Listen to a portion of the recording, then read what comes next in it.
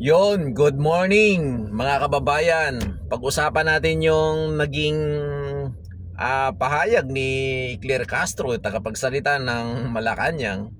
Maalala nyo kahapon o the yesterday ay sinabi niya na mayroong sapat ang pundo o stock ang Pilipinas pagdating sa langis o sa oil. Di ba kamakailan, before magsimula yung gera o yung digmaan sa Iran versus US and Israel, ay nangamba sila. At unang-una kagad na ginawa nila, wala pang isang linggo ay nagtaas kagad ng presyo ng gasolina at diesel.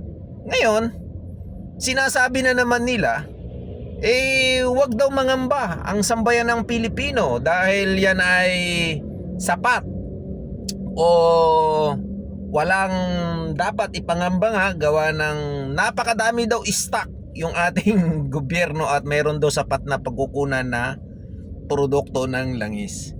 Akala ko ba anti-Claire Castro, bawal magkalat ng fake news. 'Di ba? Kamakailan lang sinabi ng pangulo mo, ng boss mo na makipagtulungan kayo sa akin, sa amin, mga Pilipino, huwag maghahatid ng fake news. Pero, kayo pala yung nagbibigay ng fake news sa sambayan ng Pilipino. Diba? Anong klaseng pag-iuutak o pag-iisip ang inyong naiisip? Bakit? Sinabi nyo, nagsalita na si Gatchalian na may crisis na nangyayari sa ating bansa, na magkakaproblema tayo at baka mas short tayo pagdating sa produkto ng langis. Tapos ngayon sasabihin nyo na naman, huwag kayong mag-alala mga Pilipino, mayroon tayong sapat na pagkukunan o mayroon tayong sapat na pundo para sa ating mga langis na hindi tayo dapat mangamba. Dito binatikos kayo ng sambayan ng Pilipino, kayo pala yung naghahatid ng fake news. What the fuck? Holy shit!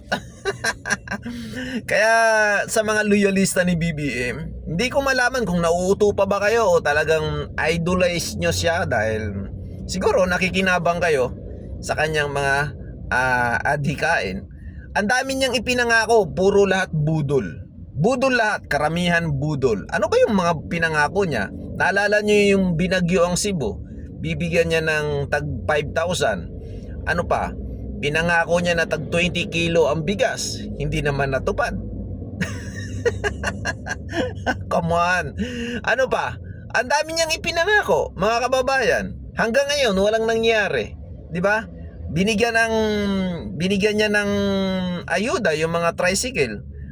Ang daming nagrarally, yung mga jeep ngayon nagkukumahog dahil sa taas ng presyo ng diesel. Tapos sasabihin niya wala daw dapat ipangamba ang mga Pilipino dahil mayroon daw sapat na pundo o stock ng produktong langis ang ating bansa. Saan kayo kumuha ng stock? Bakit nagtaas kayo ng presyo ng diesel at gasolina? Oh, come on, shit.